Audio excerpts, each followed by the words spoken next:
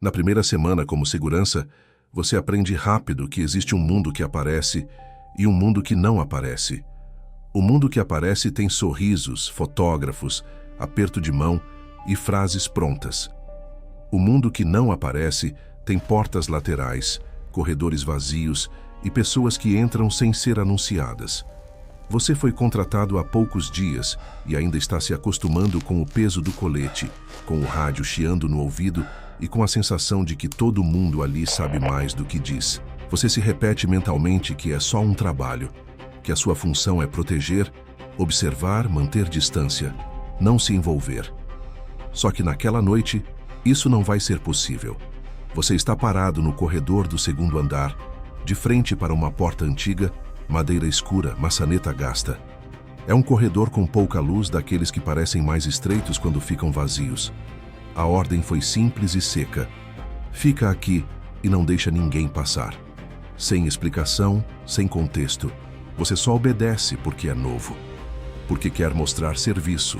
Porque dentro de equipe grande, quem pergunta demais vira problema rápido. O prédio está silencioso, mas não é um silêncio calmo. É um silêncio que parece treinado, como se o lugar estivesse acostumado a esconder coisas. Lá dentro da sala, você ouve ruídos pequenos, cadeira arrastando, papéis sendo mexidos, alguém dando uma risada curta e seca. Você mantém a postura, olho no corredor, mão perto do rádio. E então, por um segundo, as vozes se aproximam da porta. Você não tenta escutar. Você não quer escutar. Só que o som atravessa a madeira, claro demais, como se fosse a única frase que realmente importava. Uma voz masculina diz, sem pressa, sem dúvida: o anúncio é só para inglês ver. Você sente o estômago afundar. Seu corpo trava por um instante, como se o corredor tivesse ficado ainda menor. Você engole seco e força a respiração a continuar no ritmo normal, porque tudo em você grita para fingir que não ouviu. Só que a frase entra na sua cabeça como um martelo, e você sabe, naquele momento, que ela não tem nada de inocente. A porta abre alguns minutos depois. O político sai primeiro, impecável, com a expressão pronta, como se tivesse acabado de participar de algo comum. Ele fala baixo com um assessor. Ajeita o paletó, faz aquele gesto discreto que parece ensaiado, e caminha como quem controla o próprio ambiente. Atrás dele vem dois homens de terno, silenciosos, sem crachá, sem pressa. Um deles segura uma pasta preta fina, sem identificação, como se fosse apenas mais um item qualquer.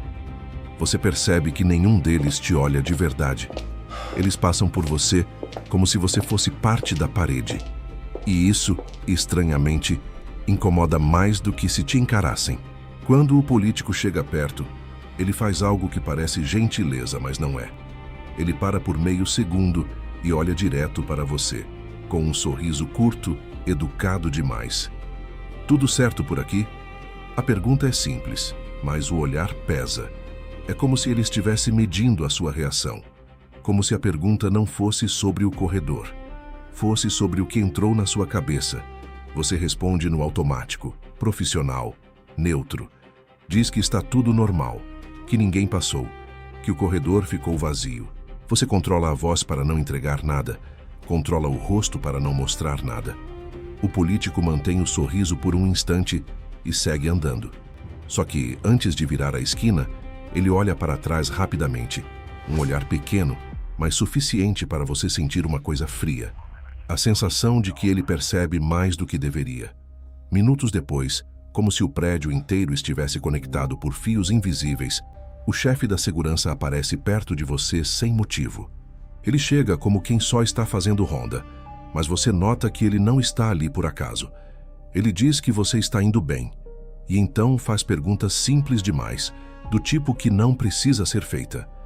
Pergunta como foi ficar no corredor. Pergunta se aconteceu alguma coisa diferente. Pergunta se você ouviu alguma coisa estranha. Você sente a garganta secar e entende de uma vez que aquela frase que você ouviu não mudou só a sua visão do lugar. Ela mudou o lugar em volta de você. Você mantém a postura e responde que não ouviu nada. Diz que foi um fim de tarde comum, corredor vazio, nenhum problema. Você tenta falar com naturalidade, mas por dentro você está calculando cada palavra, como se qualquer sílaba errada pudesse te colocar em algum tipo de lista. O chefe da segurança te encara por alguns segundos, sem pressa, como se estivesse lendo o seu rosto. Não é um olhar agressivo, é um olhar treinado. Um olhar de quem já viu gente nervosa, tentando parecer calma muitas vezes.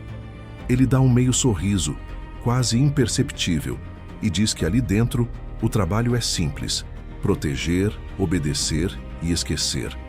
Ele fala esquecer com um peso estranho, como se fosse mais do que um conselho, como se fosse uma regra de sobrevivência, e então ele vai embora, deixando você parado no corredor com aquela palavra grudada na cabeça. Você tenta seguir os dias seguintes como se nada tivesse acontecido, mas a verdade é que depois de ouvir aquela frase, tudo muda. Não porque o prédio muda. O prédio continua o mesmo. As pessoas continuam andando apressadas, as portas continuam fechando do mesmo jeito, o político continua sorrindo para as câmeras com a mesma facilidade. O que muda é você. Você começa a ver o que antes passava despercebido, a forma como certos visitantes entram sempre pelo mesmo lugar, a maneira como um assessor muda uma agenda em cima da hora, como se fosse normal apagar compromissos e criar outros sem registro.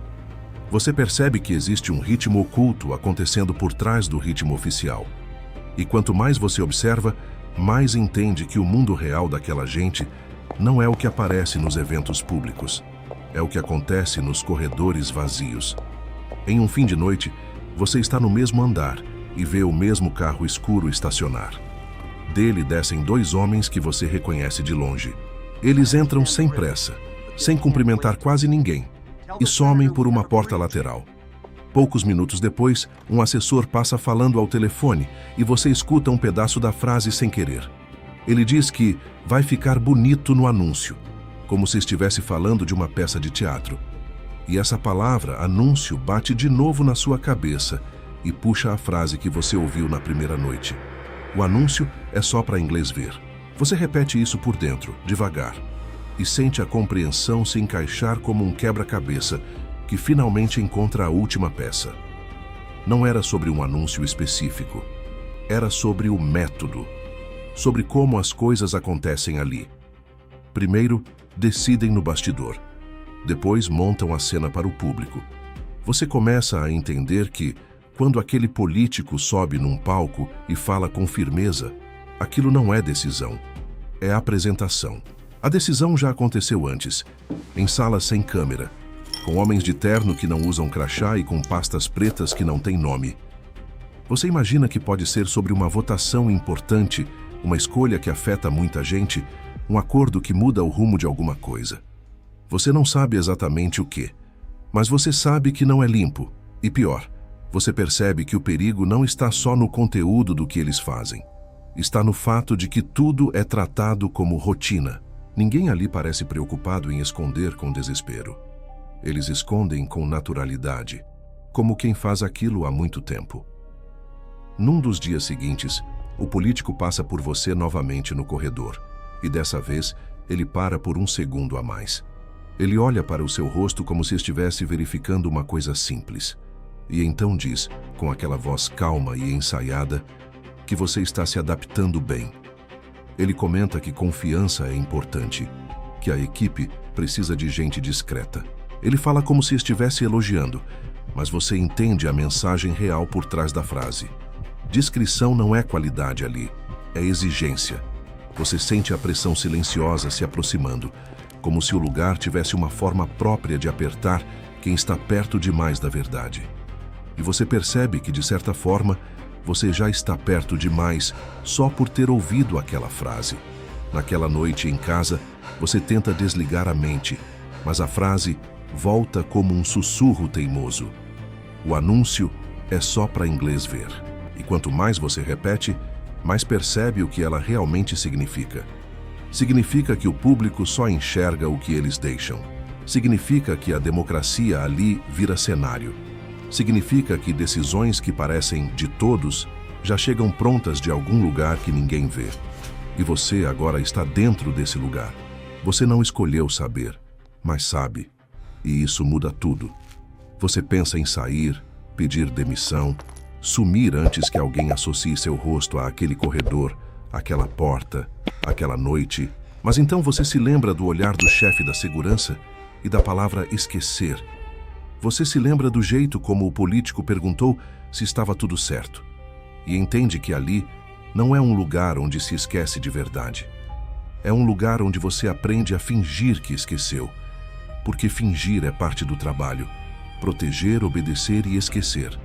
Só que agora você sabe que esquecer é impossível. O que você pode fazer é decidir o que vai carregar em silêncio. E se fosse você, depois de ouvir essa frase atrás da porta, você continuaria trabalhando ali como se nada tivesse acontecido?